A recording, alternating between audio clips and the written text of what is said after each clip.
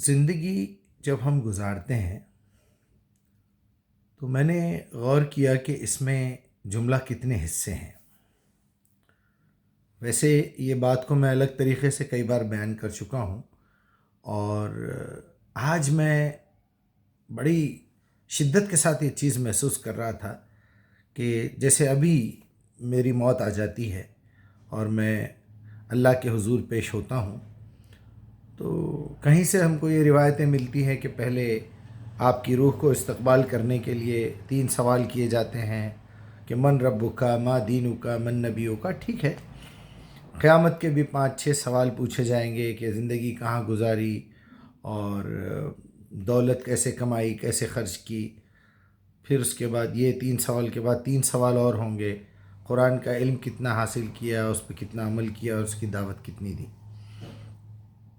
اس کے ساتھ ساتھ میری سمجھ میں یہ بھی آ رہا تھا کہ اللہ سبحانہ و تعالیٰ اگر اس دن یہ کہیں کہ چلو اس بندے کو لے کے آؤ، جیسے کہ وہ قرآن میں آئے تھے کہ اقرا کتابک کفا بنفسک الیوم حسیبا، کہ پڑھ لے اپنا نامہ اعمال، اپنی کتاب، آج تو ہی کافی ہے اپنا حساب لگانے کے لیے۔ تو اس کتاب میں میرے کتنے فائلز ہوں گے، کتنے سبجیکٹ ہوں گے، اس پہ میرا ذہن چل رہا تھا۔ تو میں نے اس کو تھوڑا زیادہ ڈیپ میں جا کے سمجھنے کی کوشش کی، اور بچے کی پیدائش سے پھر میں نے حساب لگایا کہ بچہ جب پیدا ہوتا ہے تو سب سے پہلے اس کے کانوں میں سے کوئی بات جاتی ہے، تو اس کا مطلب وہ جو کچھ سن رہا ہے اس کا حساب لیا جائے گا۔ ان السمع والبصر والفؤاد، ارے باپ رے، یہ بھی قرآن ہے، سورہ بنی اسرائیل آیت نمبر 36۔ تو وہیں سے اللہ تعالیٰ نے شروع کیا ہے بات کو کہ تمہاری جتنی سنوائی ہے، جتنی تمہارے کانوں میں سے انفارمیشن تمہارے برین تک گئی ہے، ان سب کو نکال کے ایک آڈیو فائل ہوگی جو چیک کی جائے گی کہ تمہارا مائکرو فون، یہ 2 جو مائکرو فون ہیں میرے، یہ تو اسپیکر ہے، یہ جو 2 مائکرو فون ہے جس سے کوئی انفارمیشن تمہارے برین تک جاتی ہے، اس کے بارے میں تم سے سوال کیا جائے گا۔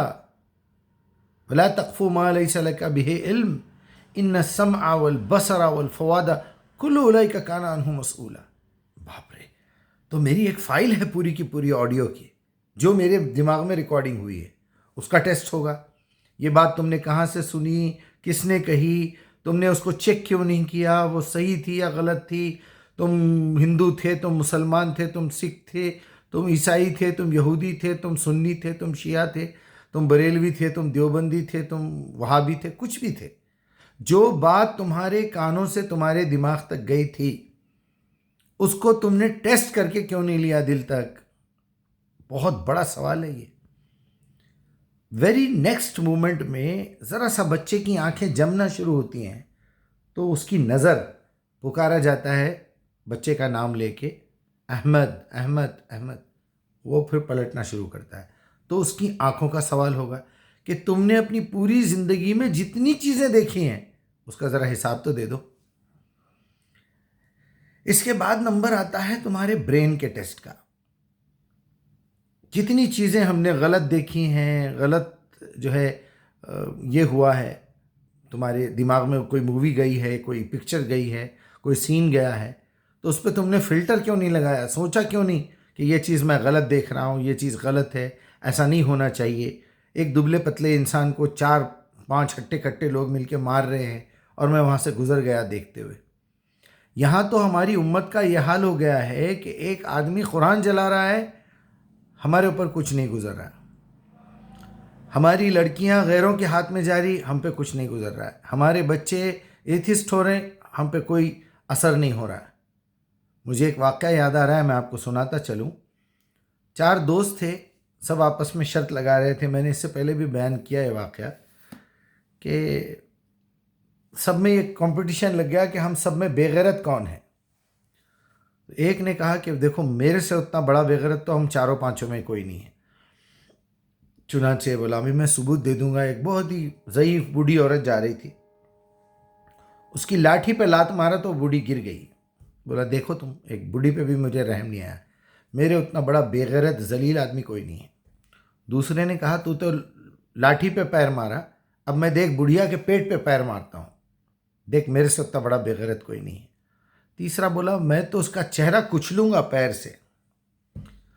پھر چوتھے نے کچھ کہا، اس نے کہا میں اس کی ساڑی کھینچ دوں گا، اس کا یہ کر دوں گا، اس کو ننگی کر دوں گا، اس پہ تھوکوں گا۔ ایک نے کہا میں پیشاب کر دوں گا۔ ایک بیچارہ خاموش کھڑا ہوا تھا۔ تو سب نے کہا کہ دیکھو ہم نے کہا تھا کہ تم ہی زیادہ چیلنج کر رہے تھے، میرے سے بڑا بے غیرت کوئی نہیں ہے، میرے سے بڑا آج تم ہی خاموش ہو، ہم نے تو سب اپنا اپنا کام کر کے دکھا دیا، ثابت کرو تم کیسے بڑے بے غیرت ہیں۔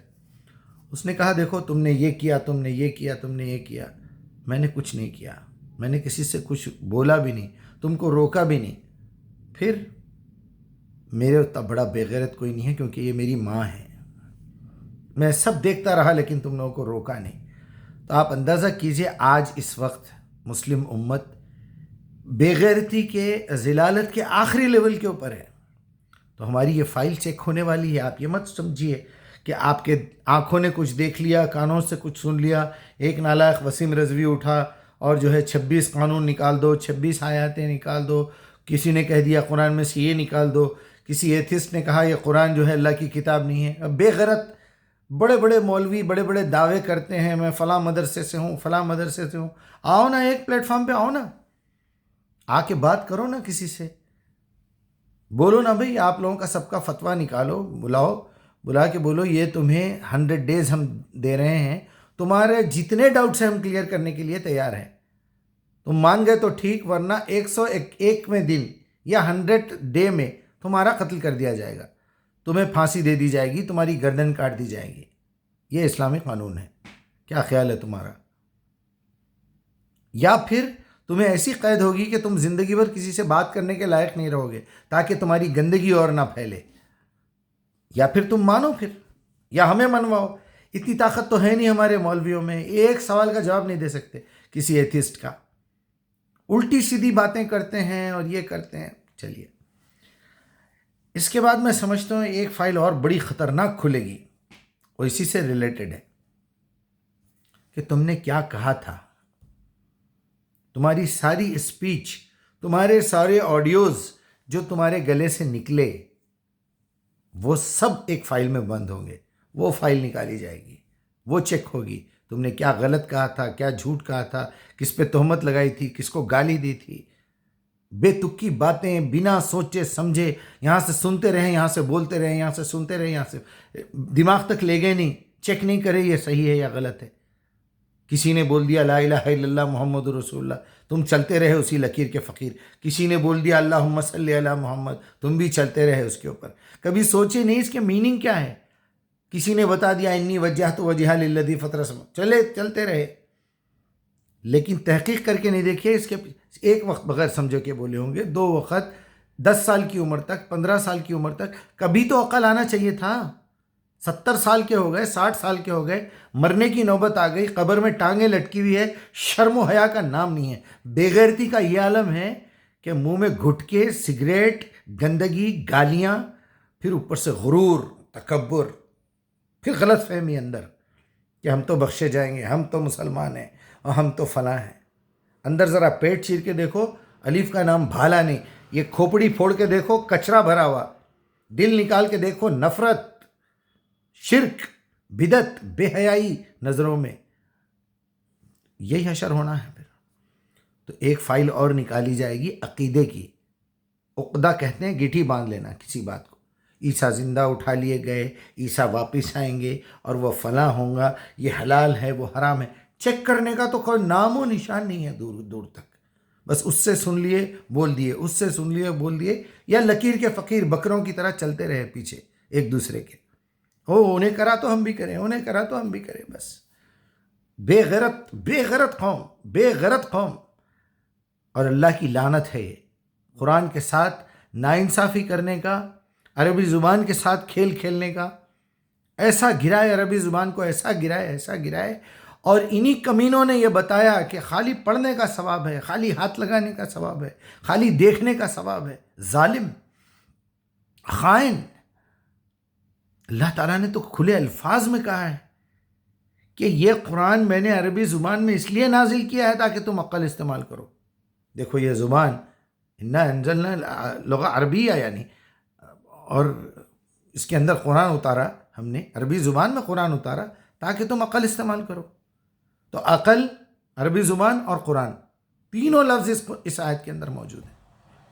اور ہم کو یہ بتایا گیا کہ اس میں غور و فکر کرنے کی ضرورت نہیں ہے، اور ایک ایسی گولی کھلا دیے کہ تابع اس امام کے. اب وہ امام غلط پڑھا تو انہیں گنہگار، انہیں اچھا پڑھا تو انہیں گنہگار، تو پھر انعام بھی جو ہے امام کو ملنا چاہیے. آپ کو کہاں سے ملے گا؟ یعنی ٹیچر آپ کو سبق پڑھانے کے لیے آئے، وہ سبق خود ہی ٹیچر یاد کر لے، آپ کیسے پاس ہوں گے؟ اگر آپ کو جھوٹے نمبر دے کے بھی پاس کر دیا جائے، قابلیت کہاں سے لائیں گے؟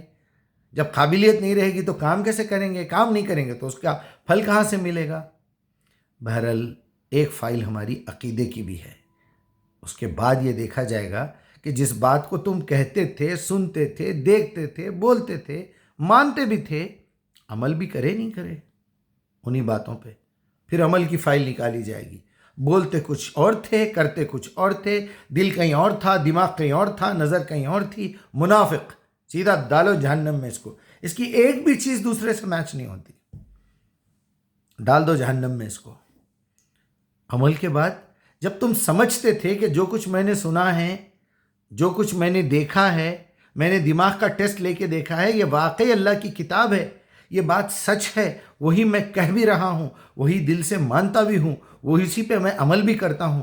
یہ کیسے ممکن ہے کہ میں اپنے بیوی بچوں کو، اپنے بھائی بہنوں کو، میں اپنے دوستوں کو، رشتہ داروں کو، پڑوسیوں کو جہنم میں جانے دوں آنکھوں سے دیکھتے ہوئے کہ وہ غلط کام کر رہے ہیں، جہنم کے راستے پہ جا رہے ہیں؟ میں ان کو بتاؤں نہیں ہدایت کا راستہ یہ ہے؟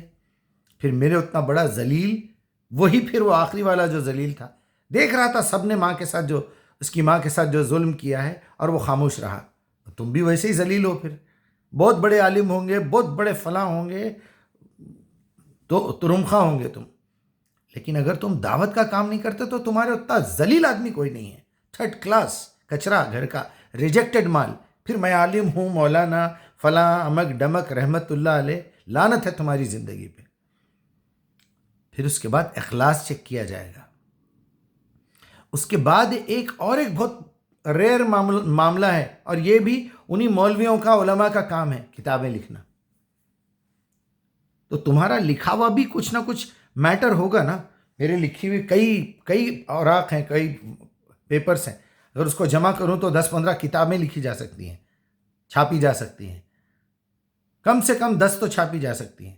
شاید ہی کوئی ایسا موضوع میں نے چھوڑا ہے جو بات نہ، زندگی کا، جس کے بارے میں نے بات نہ کی ہو. الحمدللہ، سوائے اللہ ماشاء اللہ کے بکواس چلر چھچوری باتوں کے بارے میں کیا ڈسکس کروں. تو وہ ریکارڈ نکال کے میرا چیک کیا جائے گا نا قیامت کے دن، کہ جو تمہاری آنکھوں نے دیکھا، جو تمہارے کانوں نے سنا، جس کو تمہارے دماغ نے ریکٹیفائی کیا، جس کو تمہاری زبان نے بیان کیا، جس کو تم نے عمل کیا، جس کے لیے تم نے اپنے دل میں عقیدہ، دماغ میں عقیدہ بنایا، اسی کی تم نے دعوت دی،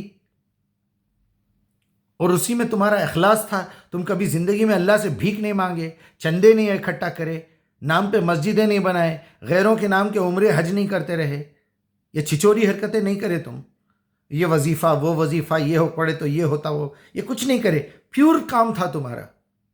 ٹھیک ہے نا؟ اس پہ پھر تم نے لکھا بھی. تو ظاہر بات ہے ان تمام سبجیکٹس کا الگ الگ فولڈر ہوگا نا. چلیے میں اللہ تعالیٰ سے التجا کرتا ہوں کہ ہم لوگوں میں اتنا شعور تو آنا چاہیے. یعنی آپ اندازہ کیجئے، میں پوری معذرت کے ساتھ جو میرے دل میں تڑپ ہے اپنی امت کے لیے، اپنے معاشرے کے لیے، اپنی کمیونٹی کے لیے، کہ ہم گرتے کس لیول پہ آ گئے ہیں. آپ اندازہ کیجئے. یعنی دنیا کا کوئی ایسا آدمی ہو سکتا کہ اپنی زبان سے کوئی لفظ بولے اور اس کا مطلب نہ معلوم ہو، اور پھر اس کو عبادت سمجھے. اس سے بڑا نالائق کوئی ہو سکتا ہے کیا؟ اس سے بڑا بے غیرت کوئی ہو سکتا ہے کہ اس کی ماں پہ جو ہے ایسے چھینٹے اچھل رہے ہیں، لوگ مار رہے ہیں، اور وہ خاموشی سے ٹھہرا رہے؟ تو پھر یہ مولوی بڑے بے غیرت نہیں ہیں جو اپنے آپ کو عالم کہتے ہیں؟ تھرڈ کلاس کچرا ذلیل. قرآن جلایا جا رہا ہے، لڑکیاں جو ہے بے حیا ہو رہی ہیں، اور تم فرقے بانٹنے میں لگے ہوئے ہیں. جب اٹھاؤ، جب بات کرو، ہمارا فرقہ، ہماری جماعت. ابھی میں نے ایک بہت بڑے عالم کو سنا، میں نام لینے میں شرم آ رہی ہے مجھے، اتنی بڑی جماعت کے بہت بڑے عالم ہیں. بلکہ میرے خیال میں امیر جماعت مانے جاتے ہیں، اور کہہ رہا ہے بے غیرت کھڑے رہ کے ہم تو سنی حنفی ہیں۔ لعنت ہے تیری زندگی پہ، تو مسلمان ہے بولتا، مومن ہے بولتا تو لاکھ درجے بہتر۔ اس سے بہتر بات یہ تھی کہ ہم نے انسانیت سیکھی ہے اور انسانیت سکھا رہے ہیں، کیونکہ اسلام انسانیت سکھاتا ہے۔ امیر جماعت ہے، اس کی تقریر ابھی میرے آنکھوں کے سامنے سے گزری، وہ کہہ رہا ہے کہ ہم تو سنی حنفی ہیں۔ کیا کہوں میں ایسے لعنتی اور ایسے فرقہ پرستوں کے بارے میں۔ اللہ رحم کرے، اللہ رحم کرے۔ کب یہ گندگی سے ہم نکلیں گے؟ کیوں عام جنتا کو اللہ سے روک رہے ہیں آپ؟ کیوں اللہ کے بندوں کو اللہ سے دور کر رہے ہیں بیچ میں دیواریں اٹھا کے؟ عربی مشکل ہے، قرآن مشکل ہے، فلاں مشکل ہے، سمجھنا جو ہے بہت۔ کیوں میرے رب سے مجھے دور کیا جا رہا ہے، وہ جو میری شہرت سے زیادہ قریب ہے؟ اللہ معاف کرے بھائی، اپنے آپ کو بچائیے، اللہ رحم کرے۔